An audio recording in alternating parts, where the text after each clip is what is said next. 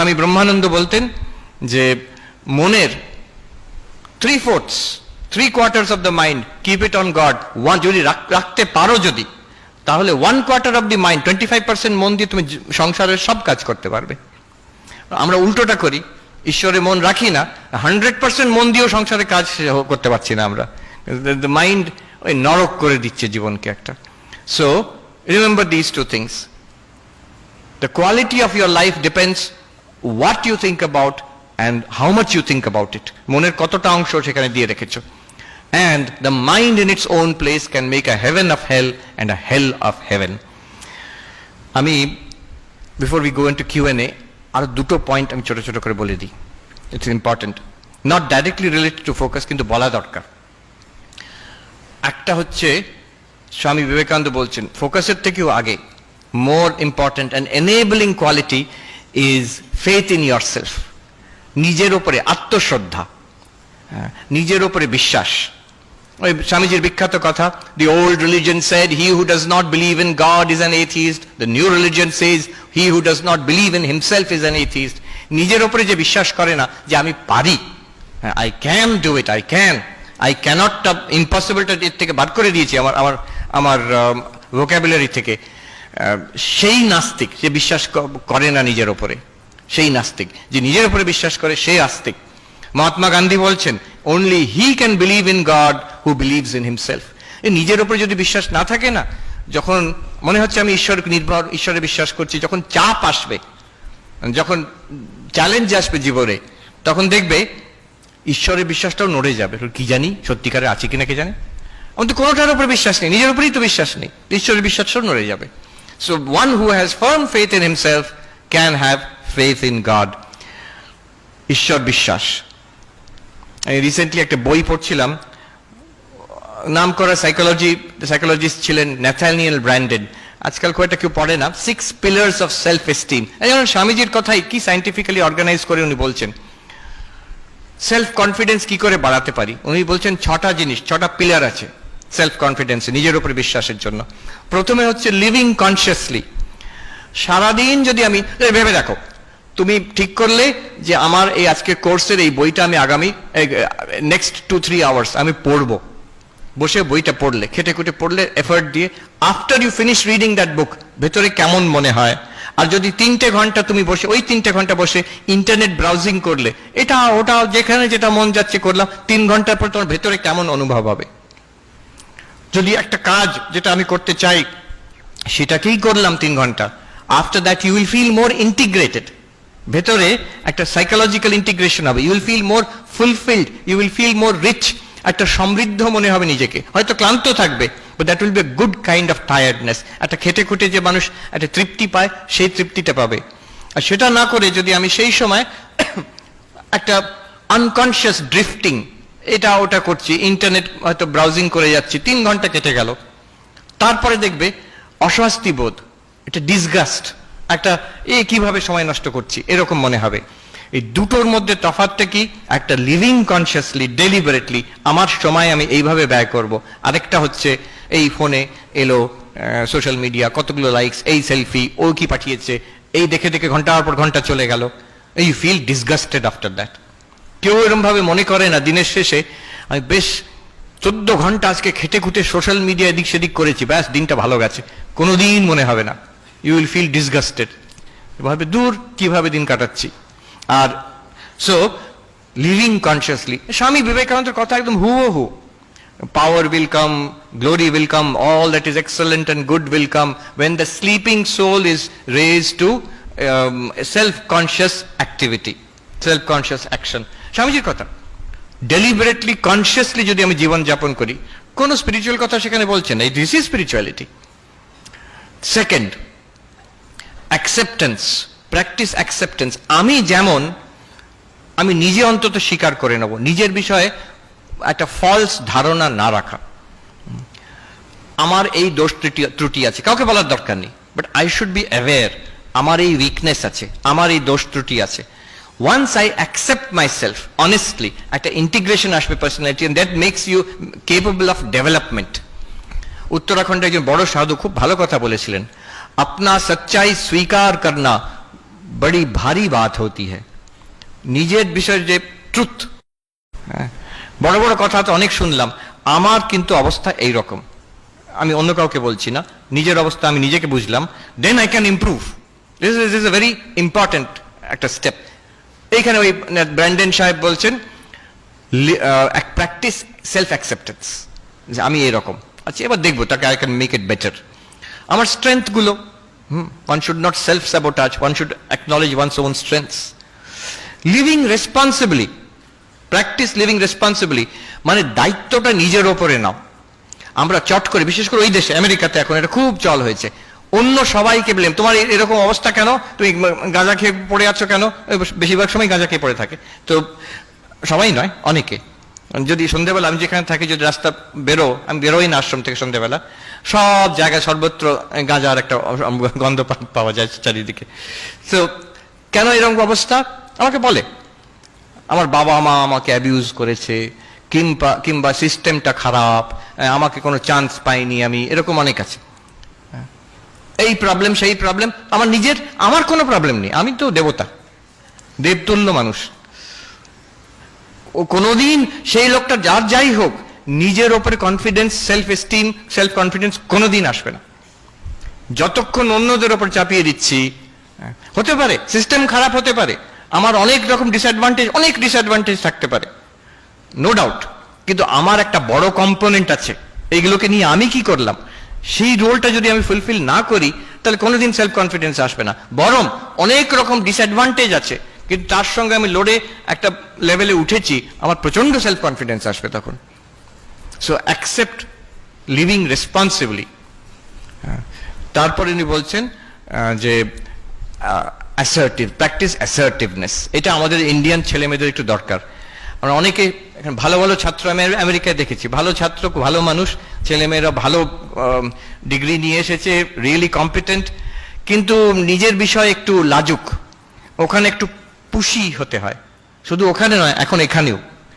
So what you want to say please say what you want to say কথা ঘুরিও না তুমি যা চাইছো সেটা চাইতে পারো remember always the other person has the right to reject what you are saying other person has the right to say no to what you are saying that's there kintu be assertive don't be aggressive don't be manipulative but be assertive aggressive একদিকে manipulative একদিকে aggressive যারা হয় অনেক সময় শক্তিমান যারা একটু বুলি টাইপের হয় তারা aggressive হয় জোর জার করে চিৎকার চেঁচামেচি গায়ের জোরে করতে চেষ্টা করে আবার উল্টো হয় একটু চালাক টাইপের shrewd তারা ম্যানিপুলেট পলিটিক্স খেলে করতে চায় ডোন্ট বি ইদার দুটোই খারাপ আর দুটোই আলটিমেটলি ও সাকসিড করে না মাঝখানে যে অ্যাসার্টিভ নিজের কথাটা বলতে ক্লাসের মধ্যে বলতে ভয় পায় না কাজের মধ্যে বলতে ভয় পায় না ফ্যামিলিতে বলতে ভয় পায় না বাট অ্যাসার্টিভলি নট অ্যাগ্রেসিভলি সত্য কথা উইথ রেসপেক্ট নিশ্চয়ই বলবে কেন বলবে না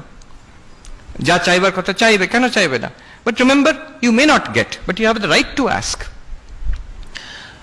এখানে নিজেকে যখন অ্যাসার্ট করবে একটা কনফিডেন্স আসবে নিজের জীবনে আচ্ছা লিভ পারপাসফুলি স্বামীজিও বলেছেন অনেকবার এই ব্র্যান্ডন সাবু বলছেন কনফিডেন্সের জন্য একটা দরকার এম ইন লাইফ আমি যদি সবাই যেটা করছে আমি ভেসে যাচ্ছি তুমি এই যে করছো এটা তুমি কি চাও আমি ওরকম ভাবিনি বাবা মা ভর্তি করে দিয়েছে তাই জন্য আছি আমি তাহলে কিন্তু কোনোদিন নিজের উপরে কনফিডেন্স আসবে না বলবে হ্যাঁ আমি চাই এই ডিগ্রিটা আমি চাই এই বিদ্যাটা আমি চাই এই সার্টিফিকেটটা আমি চাই তাই জন্য আমি করছি you have confidence in yourself একটা এস্টিম আসবে that I am doing what I want to do living purposefully আমি একটা পারপাস নিয়ে বেঁচে আছি এখানে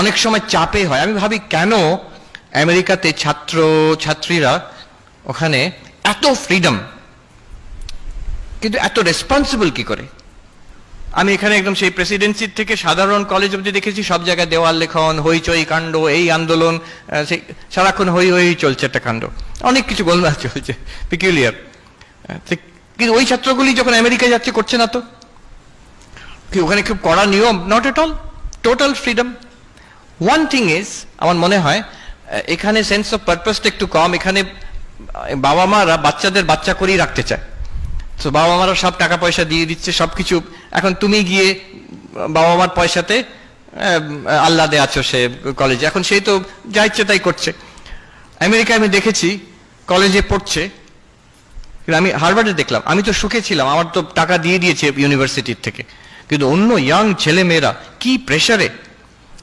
তাদের খাওয়ার জন্য থাকার জন্য দুটো তিনটে করে চাকরি করছে, টিউশন ফিস দেওয়ার জন্য দুটো তিনটে করে পার্ট টাইম জব করছে, কেউ ওয়েটার স্টারবাক্সে কাজ করছে, কেউ লাইব্রেরিতে কাজ করছে, তাদের একটুও সময় নেই। পড়াশোনা, এত পড়াশোনার চাপ। আমার তো পড়াশোনা করে আমি একদম সে ঘুরে বেড়াচ্ছি এখানে ওখানে, এই লেকচারে যাচ্ছি সেই লেকচার, ওদের সময় নেই। আর টেনশনও কম নয়, লোন নেওয়া আছে সেটাকে ফেরত দিতে হবে, এরপরে পিএইচডিতে চান্স পাবে কিনা, তারপরে কোথাও চাকরির চান্স আছে কিনা, এইভাবে। তো এই রেসপন্সিবিলিটি খুব কম বয়সে ওদের উপর রেসপন্সিবিলিটি আসে। So we also should have, আমাদের সোসাইটি যেদিকে যাচ্ছে কিন্তু ওই দিকেই যাচ্ছে, so you will also have to live responsibly. And finally most important, একটা sense of personal integrity. Integrity মানে আমার মরাল স্ট্যান্ডার্ড, আমি সত্য কথা বলবো, আমার নিজের একটা ডিসিপ্লিন থাকবে জীবনে, অন্যদের সঙ্গে ব্যবহারের আমার স্ট্যান্ডার্ড থাকবে, আমি ভদ্র ব্যবহার করব, আমার স্ট্যান্ডার্ড। অন্যরা বলছে বলে শুধু নয়, আমি সবাইকার কাছ থেকে, বাবা মা মহারাজদের কাছ থেকে, বই থেকে সব শিখলাম, এর মধ্যে আমি যেটা ভালো লাগলো, মাই পার্সোনাল স্ট্যান্ডার্ডস। আমার স্ট্যান্ডার্ডের নিচে যদি আমি নিজে হয়ে যাই, আমার ভেতর থেকে বিবেক বলতে থাকবে তুমি লোক ভালো নাও, তোমার দ্বারা হবে না। যে এই যদি কথাটা বলতে থাকে ভেতর থেকে আমার অন্তরাত্মা, আমার কখনো নিজের উপরে কনফিডেন্স আসবে না। So always try to maintain a certain standard of integrity, of honesty to myself. তো এটা যদি থাকে, ছটা জিনিস দেখো, ছটা পিলার সেলফ কনফিডেন্সের জন্য, নিজের উপরে শ্রদ্ধার জন্য।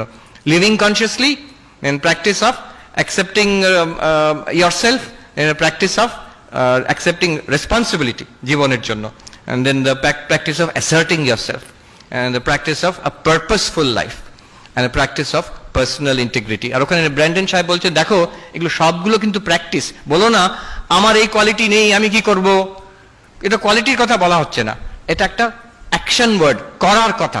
প্রত্যেকটা হচ্ছে করলেই হবে, একটু চেষ্টা কর, প্রত্যেকটা আমি চেষ্টা করছি কিনা, then you will definitely have confidence in yourself. Last point and I'll conclude here.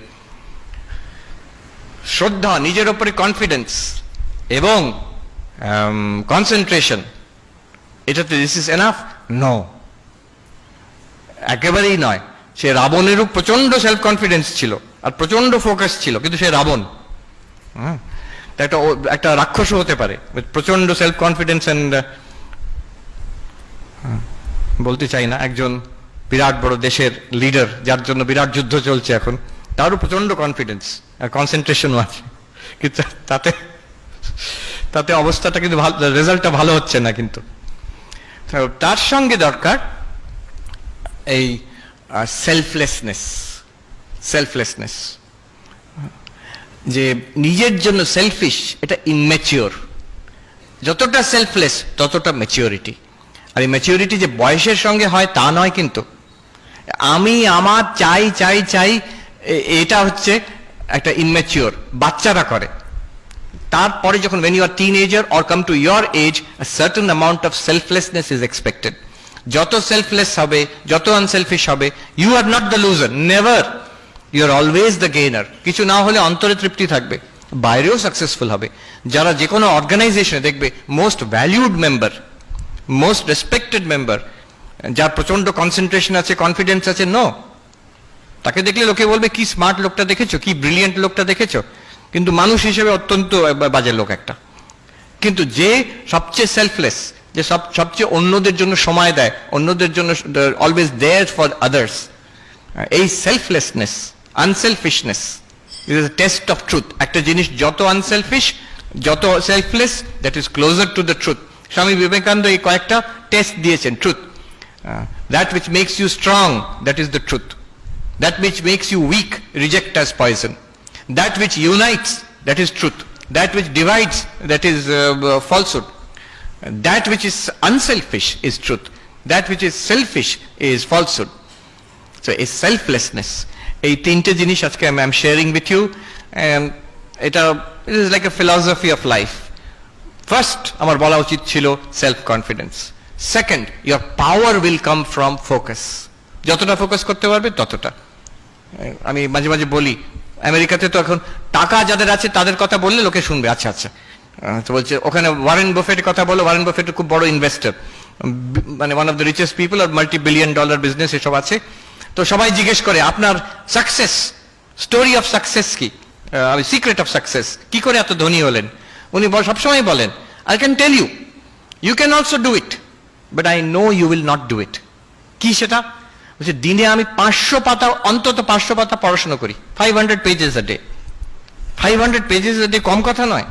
আমি হার্ভার্ডে যখন অ্যাসাইনমেন্ট করতাম তখন হয়তো দিনে 200-300 পাতা পড়তে হতো, তার বেশি নয় ম্যাক্সিমাম। তো একটা মানুষ এখন 80+ ইয়ার্স বলছে আমি প্রতিদিন 500 পেজেস পড়ি, নিজের বিজনেস সম্পর্কে আর অন্য জিনিসও।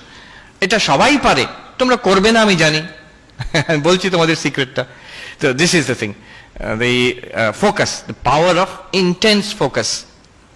আমেরিকাতে হিরো হচ্ছে এইসব বিলিয়নিয়াররা। এখন ইলন মাস্কের নাম শুনেছো? ইলন মাস্ক শুনেছো? তো ওখানে ওইসব এরা সব হিরো। তো ইলন মাস্ক